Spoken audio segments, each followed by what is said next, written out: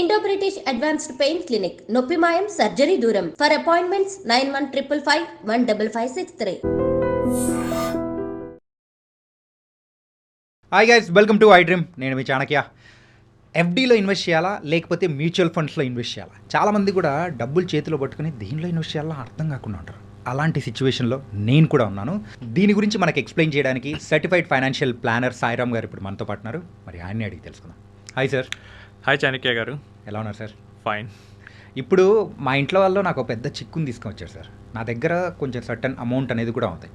So అదేంటంటే నేనైతే mutual funds పెట్టాలి అని నేను అనుకున్నా. కాకపోతే మా పేరెంట్స్ అయితే అరే మ్యూచువల్ ఫండ్స్ ఏంటరా బై, ఎఫ్డీలో పెట్టు అని చెప్పేసి వాళ్ళు అంటున్నారు. సో నేను రిస్క్ తీసుకోకుండా ఈ రెండు వాటిలలో దేంట్లో ఇన్వెస్ట్ చేస్తే బాగుంటుందో మీరు చెప్పండి. సో మార్కెట్లో మనకి బ్యాడ్ ఇన్వెస్ట్మెంట్ అంటే ఏది ఉండదు. ఓకే. సో బ్యాడ్ ఇన్వెస్ట్మెంట్ అయితే అది ఇన్ని రోజులు సర్వే అవ్వదు. ఎఫ్డీ బెటర్, మ్యూచువల్ ఫండ్స్ కూడా బెటర్. కాకపోతే ఏది ఎవరికి అనేది మనం తెలుసుకోవాలి. సో ఫస్ట్ మనం ఎఫ్డీ గురించి నేను చెప్తాను. సో ఎఫ్డీలో ఉండే క్యారెక్టరిస్టిక్స్ మెయిన్గా చూద్దాం. లిక్విడిటీ. సో మీరు బ్యాంక్లో ఎఫ్డీ చేశారు, ఓకే, మీకు అర్జెంటుగా క్యాష్ అవసరమైంది, ఏం చేస్తారు?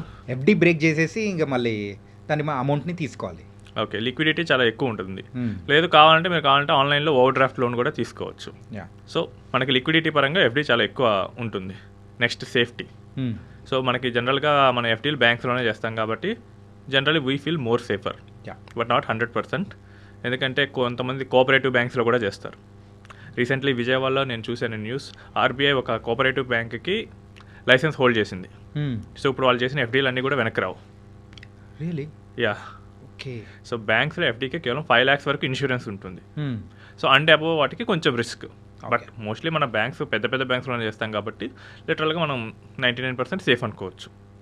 సో సేఫ్టీ పరంగా కూడా okay. Okay. Next returns. FD చేసినప్పుడే తెలుస్తుంది నాకు ఎంత వస్తుంది అని. I invested 10 lakhs in an FD. So 7% అనుకుంటే నాకు మెచ్యూరిటీలో 10,70,000 వచ్చేస్తుంది. ఇక నేనేమి క్యాలిక్యులేషన్ చేసుకోవాల్సిన అవసరం లేదు. పెట్టేటప్పుడే ఎంత వస్తుందో తెలుస్తుంది. సో ఒక గ్యారంటీడ్ రిటర్న్స్ ఎఫ్డీ ఇస్తుంది. ఓకే. Next taxation. సో ట్యాక్సేషన్కి వచ్చేసరికి ఎఫ్డీస్ని చాలామంది చేస్తారు కాబట్టి మన గవర్నమెంట్ వాళ్ళందరి దగ్గర నుంచి ట్యాక్స్ తీసుకోవాలనుకుంది. సో దాన్ని మన ఇన్కమ్కి యాడ్ చేసేసిద్ది. ఓకే. సో మీరు 30% స్లాబ్లో ఉంటే ఇంట్రెస్ట్ మీద 30% ట్యాక్స్ కట్టాలి. 20% అయితే 20%. సో ట్యాక్స్ అనేది ఎఫ్డీ మీద ఎక్కువ ఉంటుంది. ఓకే. సో ఈ 4 ఫ్యాక్టర్స్ మనం తీసుకొని చూసుకోవాలి. అండ్ నెక్స్ట్ ఎవరికి సూట్ అవుతుంది FD? So who wants guaranteed returns and don't want capital loss. ఇది కూడా షార్ట్ టర్మ్కి. ఒక ఎగ్జాంపుల్ ఏంటంటే నాకు నెక్స్ట్ 3 monthsలో నేను స్కూల్ ఫీజు కట్టాలి పిల్లలకి. I don't want to lose my capital. ఎక్కువ రిస్క్ కూడా నాకు వద్దు. నాకు ఎంత వస్తుందో తెలియాలి వెంటనే. 3 months తర్వాత ఎంత వస్తుంది నేను ఎఫ్డీ చేస్తే. ఓకే. సో ఇలాంటి కేసెస్లో మనం ఎఫ్డీ పెట్టచ్చు. లేదు, సో నా క్యాపిటల్ ఎక్కువ వాలటాలిటీకి వెళ్ళకూడదు, బట్ నాకు వచ్చే అమౌంట్ ఎంతో నాకు గ్యారంటీగా తెలిసి ఉండాలి. సో ఇది మోస్ట్లీగా పెన్షనర్స్, రిటైర్డ్ పీపుల్ వాళ్ళు చూస్తుంటారు. వాళ్ళు ఒక బల్క్ అమౌంట్ పెట్టేస్తారు ఎఫ్డీలో, వాళ్ళకి ఎవ్రీ మంత్ ఎంత వస్తుందో తెలుస్తుంది. ఓకే. సో వాళ్ళ క్యాపిటల్ ఎప్పుడు వాలటాలిటీకి ఉండదు. ఎందుకంటే అసలు ఏం చేంజ్ కూడా చూపించదు బ్యాంక్లో. 1 crore ఎఫ్డీ పెట్టేస్తే 1 crore ఎఫ్డీ అంటుంది. 1 lakh అయితే 1 lakh ఎఫ్డీ. ఎవ్రీ మంత్ మనకి అక్కడ అకౌంట్లో ఇంట్రెస్ట్ వేస్తారు అంతే. సో అప్స్ అండ్ డౌన్స్ అనేది అక్కడ చూపించదు. ఓకే. సో ఇలాంటి కేసెస్లో మనకి ఎఫ్డీ బెటర్ అవుతుంది. నెక్స్ట్ మ్యూచువల్ ఫండ్స్ వైపు చూద్దాం. మ్యూచువల్ ఫండ్స్లో లిక్విడిటీ. సో మీరు కనుక రిడెంప్షన్ పెట్టేస్తే కనుక 2 working daysలో మీకు అకౌంట్లోకి వచ్చేస్తుంది. ఓకే. సో ఇది కొంచెం బెటర్. అంటే మీకు ఎఫ్డీ బ్రేక్ చేస్తే ఇంకా ఫాస్ట్గా వస్తుంది, బట్ ఇక్కడైతే కొంచెం 2 working days వస్తుంది. So loan against mutual funds కూడా తీసుకోవచ్చు. ఓకే. సో మోస్ట్లీ మనకి 90% వరకు లోన్ ఇస్తాయి డిపెండింగ్ అపాన్ ద ఫండ్ బట్టి కంపెనీస్. ఓకే. నెక్స్ట్ వచ్చేసరికి రిటర్న్స్. ఇది మార్కెట్ లింక్డ్ రిటర్న్స్. సో మార్కెట్లో కనుక మనకి ఇంట్రెస్ట్ రేట్లు పెరిగాయి అనుకోండి, సో మనకున్న డెట్ ప్రోడక్ట్స్ అన్నిటికీ వాల్యూ తగ్గిపోతుంది. ఓకే. ఎందుకంటే మనం లోయర్ వాటిలో లాకిన్ చేస్తాం, అవేమో కొంచెం ఎక్కువ ఇంట్రెస్ట్ వస్తాయి కాబట్టి మన వాల్యూ తగ్గుతుంది. అండ్ ఒకవేళ ఇంట్రెస్ట్ రేట్లు కనుక పడిపోయాయి అనుకోండి మన వాల్యూ పెరుగుతుంది. ఓకే. కరెంట్లీ మనమైతే ఇంట్రెస్ట్ రేట్లు పడిపోయే సినారియోలోనే ఉన్నాం. సో మనకి మార్కెట్ లింక్డ్ రిటర్న్స్ తీసుకున్నప్పుడు కొంచెం బెటర్, 1 or 2% ఎక్కువ రిటర్న్ రావచ్చు. నెక్స్ట్ వచ్చేసరికి సేఫ్టీ. సో ఇవి ఏంటంటే government of India bonds, state గవర్నమెంట్వి, AAA రేటెడ్ వాటిలో ఇన్వెస్ట్ చేస్తుంటాయి కాబట్టి they are more safer when compared to banks. Okay. అంటే మీరు చెప్పేదానికి తగ్గట్టు ఎఫ్డీ కంటే ఇక్కడ మ్యూచువల్ ఫండ్స్ అనేది కూడా ఎక్కువ సేఫ్టీ అనేది ఉంటుంది. Liquid mutual funds. Okay. So ఏంటంటే అవి మీకు గవర్నమెంట్ ఆఫ్ ఇండియా బాండ్స్లోనే ఇన్వెస్ట్ చేస్తాయి మోస్ట్లీ. సో గవర్నమెంట్ ఎప్పుడు డిఫాల్ట్ చేయదు, కావాలంటే కరెన్సీ ప్రింట్ చేసుకుంటుంది. ఓకే. సో అక్కడ డిఫాల్ట్ అనే క్వశ్చన్ ఉండదు. సో అలాంటి వాటిలో మనం ఇన్వెస్ట్ చేసినప్పుడు మన మనీకి కూడా ఎంత ఇన్వెస్ట్ చేసినా కానీ సేఫ్. ఓకే. నెక్స్ట్ వచ్చేసరికి ట్యాక్సేషన్. సో ఇది మన ఇన్కమ్కి అయితే యాడ్ అవ్వదు. Long term gains, short term gains కింద విడగొట్టుకుంటాం. సో లాంగ్ టర్మ్ ఉంటే కనుక మనకి 20% ప్రాఫిట్ మీద 20% మీద మనం ట్యాక్స్ కట్టాలి. Okay. Short term depends upon the persons profile.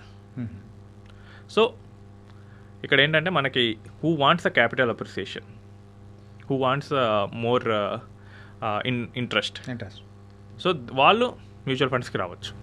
మీరు ఇప్పుడు రెండు వాటి గురించి డిఫరెన్స్ అయితే చెప్పారు, ఎఫ్డి ఏంటి, మ్యూచువల్ ఫండ్స్ అంటే ఏంటి అని చెప్పారు. కాకపోతే నాకు అమౌంట్ పెరగాలి, దాంతోపాటు కూడా సేఫ్టీ అనేది కూడా ఉండాలి, ఏది బెటర్ అని మీరు అంటారు?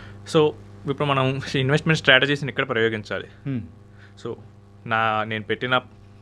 నాకు 10 lakhs ఉన్నాయనుకోండి, నేను పెట్టిన 10 lakhs ఎప్పుడు తగ్గకూడదు, బట్ నాకు బెటర్ రిటర్న్స్ రావాలి.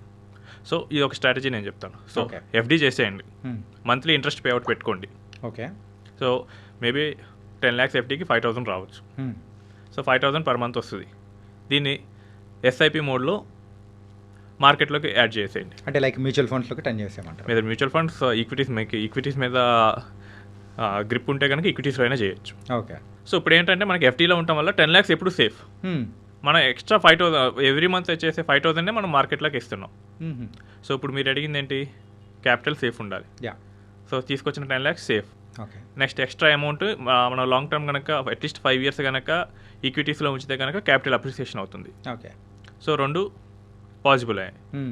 లేదు డైరెక్ట్గా మ్యూచువల్ ఫండ్లోనే ఇచ్చేయచ్చు. ఒక లిక్విడ్ మ్యూచువల్ ఫండ్లో కానీ అల్ట్రా షార్ట్ ఫండ్లో కానీ మనం 10 lakhs పార్క్ చేసేసి సో ఎవ్రీ మంత్ ఒక 5,000 రూపీస్ని ఈక్విటీస్ ఫండ్లోకి ట్రాన్స్ఫర్ చేసుకోవచ్చు. ఓకే. దీన్ని సిస్టమేటిక్ ట్రాన్స్ఫర్ ప్లాన్ అంటారు. ఓకే. మీరే మొత్తం మ్యూచువల్ ఫండ్కి డబ్బులు ఇస్తారు, 10 lakhs. అంటే ఎస్టీపీ మోడ్. 10 lakhs మీరే చేసి మీరే ఎవ్రీ మంత్ 5,000 మీరే ట్రాన్స్ఫర్ చేసుకోండి అని చెప్పి ఫండ్ హౌస్కి చెప్పేస్తారు. ఓకే. సో ఇక్కడ నాకు ఒక క్లయింట్ 2019లో వచ్చారు. Is retired person. Okay. So ఆయన గోల్ కూడా ఇదే, ఎఫ్డీస్ మీద కొంచెం ఇంట్రెస్ట్ ఎక్కువ రావాలి, బట్ నా క్యాపిటల్ పోకూడదు. ఓకే, ఎఫ్డీ చేయించాం హెచ్డిఎఫ్సి బ్యాంక్లో 10 lakhs, 5,000 రూపీస్ పర్ మంత్ని ఎస్ఐపి పెట్టించాం. ఓకే. సో ఇప్పుడు ఆ 5,000 రూపీస్ అయినది దాదాపు 8 lakhs అయింది. Okay. So he invested almost 3.6 lakhs. సో అది క్యాపిటల్ గ్రోత్ అవుతూ 8 lakhs అయింది. సో అంటే ఇప్పుడు 10 + 8 18 lakhs అయింది, విచ్ ఇస్ ఆల్మోస్ట్ 12% రిటర్న్. ఆ రోజు ఎఫ్డీ ఆయనకి ఆఫర్ చేసింది మేబీ 6.8 అనుకుంటా. ఓకే. ఎఫ్డీలో కంటిన్యూ అయ్యింటే 6.8 వచ్చేది, బట్ ఇక్కడ ఆయన స్ట్రాటజీని చేంజ్ చేసుకొని క్యాపిటల్ అప్రిసియేషన్కి ప్లస్ క్యాపిటల్ ప్రొటెక్షన్ వాడాడు. సో ఇప్పుడు ఏమైంది, 12% రిటర్న్ వచ్చేసింది. ఓకే. సో ఇదంతా మనం డిజైన్ చేసుకునే ఇన్వెస్ట్మెంట్ స్ట్రాటజీ మీద ఉంటుంది. సో ఇలాంటి ఇన్వెస్ట్మెంట్స్ని మనం డిజైన్ చేసుకోవాలంటే అడ్వైజర్ రోల్ అనేది కూడా కీలకంగా ఉంటుంది కదా. మనకు వస్తే ఓకే, లేనప్పుడు మనం వేరే వాళ్ళ దగ్గరికి వెళ్ళి అడ్వైస్ తీసుకోవడంలో తప్పేమీ లేదు. సో మీ దగ్గరికి కూడా ఇలాంటి సలహాల కోసం కూడా బోల్డ్ ఎంతమంది కూడా వచ్చి ఉంటారు, ఎందుకంటే మీరు సర్టిఫైడ్ ఫైనాన్షియల్ ప్లానర్. సో ఇలాంటి వాళ్ళు ఇన్ ఇయర్లో ఎంతమంది టచ్ అవుతూ ఉంటారు మీకు? మనకి డైలీ కాల్స్ అయితే అసలు లెక్కే ఉండదు, 15 to 20 వస్తుంటాయి మన కస్టమర్ కేర్ టీమ్కి. నెక్స్ట్ నా దగ్గరికి అట్లీస్ట్ 2 to 3 persons అయితే వస్తుంటారు. ఓకే. సో వాళ్ళకున్న క్యాష్ ఉంది, ఎలా ఇన్వెస్ట్ చేయాలి, వాళ్ళకి ఇష్యూ ఏంటి, రేపు ఫ్యూచర్లో ఎలా హ్యాండిల్ చేయాలని చెప్పేసి. సో టిల్ టుడే లాస్ట్ 2 yearsలోనే నేను ఆల్మోస్ట్ ఒక 1,000 families మాట్లాడాను. Wow, super. అంటే ఇక్కడ మెయిన్గా వచ్చింది ఏంటంటే పర్సంటేజ్ వైజ్లో ఒక్కసారి నాకు చెప్తారా, ఏంటంటే ఎఫ్డీలో ఎంత పర్సంటేజ్ వస్తుంది, ఇక్కడ మ్యూచువల్ ఫండ్స్లో మనం పెట్టినప్పుడు ఆ పర్సంటేజ్ అనేది ఎంత వస్తుంటుంది ఒకసారి? సో మనకి ఇక్కడ ఎఫ్డీస్లో పెట్టినప్పుడు మనకి రేట్ ఫిక్స్డ్ ఉంటుంది. ఓకే. సో ఇప్పుడున్న ప్రెజెంట్ రేట్ ప్రకారం చూస్తే కనుక 7%. మీరు 10 years ఎఫ్డీ చేసేసారు, సో 7% వచ్చేస్తుంది. 10 years తర్వాత 20 lakhs వస్తుంది. ఓకే.